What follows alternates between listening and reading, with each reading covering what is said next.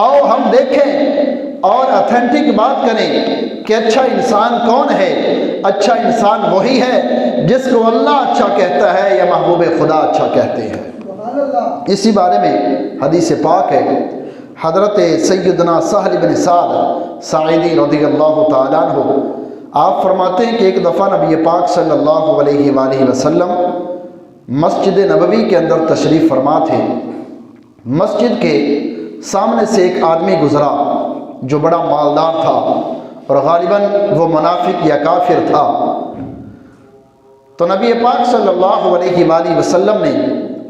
اس شخص سے جو آپ علیہ الصلوۃ والسلام کے پاس بیٹھا ہوا تھا پوچھا، اس شخص کے متعلق جو باہر سے گزرا تھا، کہ یہ آدمی کیسا ہے؟ تو وہ جواب دینے لگا،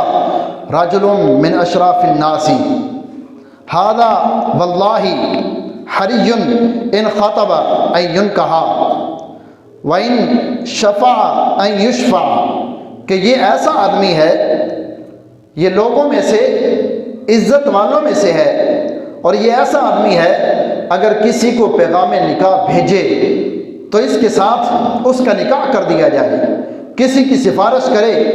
اس کی سفارش کو قبول کر لیا جائے۔ آپ علیہ الصلوۃ والسلام نے اس کا جواب سنا اور خاموش ہو گئے۔ تھوڑی دیر کے بعد دروازے سے ایک اور آدمی کا گزر ہوا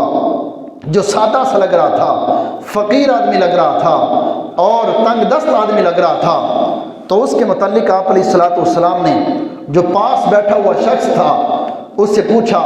کہ بتا اس کے متعلق تیرا کیا خیال ہے؟ تو وہ آدمی آگے سے جواب دینے لگا، ھذا رجل من فقراء المسلمین ھذا حرج ان خطب الا ينکح وان شفع الا یشفع وان قال الا یسمع لقولہ، کہ یہ فقیر مسلمانوں میں سے ہے اور یہ ایسا آدمی ہے اگر پیغام نکاح بھیجے تو اس کے ساتھ نکاح نہ کیا جائے، کسی کی سفارش کرے اس کی سفارش کو قبول نہ کیا جائے، اگر یہ بات کہے لوگ اس کی بات کو سننے کے لیے تیار نہ ہوں اور اس کی بات کو سننا وہ پسند نہ کریں، تو نبی پاک صلی اللہ علیہ وآلہ وسلم نے تب ارشاد فرمایا، ھذا خیر من ملء الارض مثل ھذا، کہ اگر پوری دنیا کے انسانوں کو پہلے آدمی کی طرح بنا کے ترازو کے ایک پلڑے کے اندر رکھ دیا جائے اور دوسرے پلڑے کے اندر اس بعد میں گزرنے والے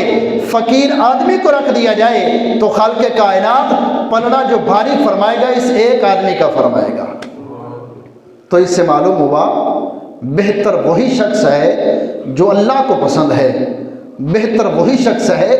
جو رسول اللہ کو پسند ہے۔ آج ہم معیار بناتے ہیں دولت کو، اب پہلے گزرنے والا آدمی دولت مند تھا، وہ اس کے علاوہ جائیداد رکھتا تھا، لوگوں کی نظروں کے اندر وہ بہت اعلیٰ آدمی تھا،